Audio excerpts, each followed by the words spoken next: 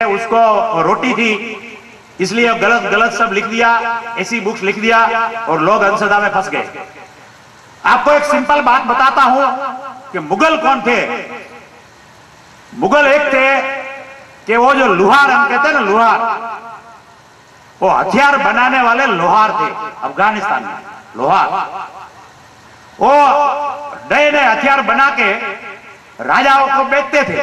बीच में लड़ाई कम हो गई तो मंदी आ गई, कोई राजा आता नहीं था, तो उनके पास बहुत हथियार जमा हो गए। उन्होंने सोचा अभी कोई आता नहीं है, चलो हम ट्राई कर लेते हैं, हथियार लेके जाते हैं, कुछ होता है कि नहीं होता है। तो एक गांव में गए, सिर्फ 5 लोग गए, 5 लोग, और गांव था 10,000 लोगों का, और 5 लोग हथियार लोग गए, लेकिन निकालो जितना धन हो, सब सेठ लोग था, सबने निकाल दिया। और सब भाई साहब करके, वो तो बहुत मजा आ गया। 5 लोग हैं, लाखों का धन लेके आ गए, तो ये तो बहुत मजा है। तो ये हिंदुस्तान पे राज किया, आप जानते हैं। और फिर ब्रिटिशर आए, उनके पास क्या था? बंदूक थी, विज्ञान था। हमारे पास तलवार थी। कितने भी बहादुर होते, बंदूक 1 किलोमीटर 2 किलोमीटर से 303 फायर किया, फट दन गिर गए। और तो क्या हुआ?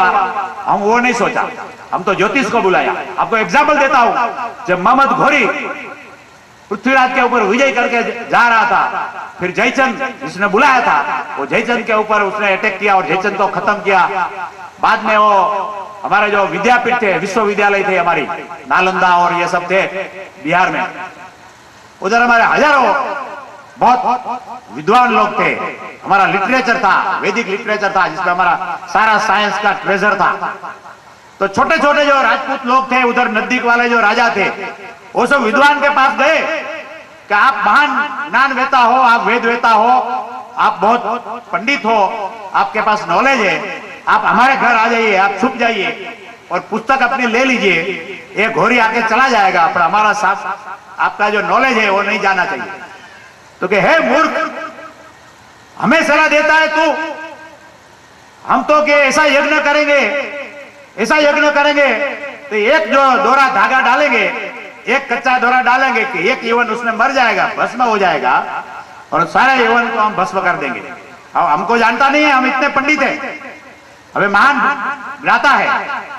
फिर ऐसा हुआ कि मोहम्मद घोरी आया, उन लोगों ने जितना हो सका था संघर्ष किया, छोटे छोटे ठाकुरों ने, वो कोई झेल नहीं पाए और सब हजारों विद्वानों को काट दिया और सब पुस्तकें हमारी जला दी। और उसके जो जनोई निकले ने, और जनोई का बहुत बड़ा ये अग्नि हुआ।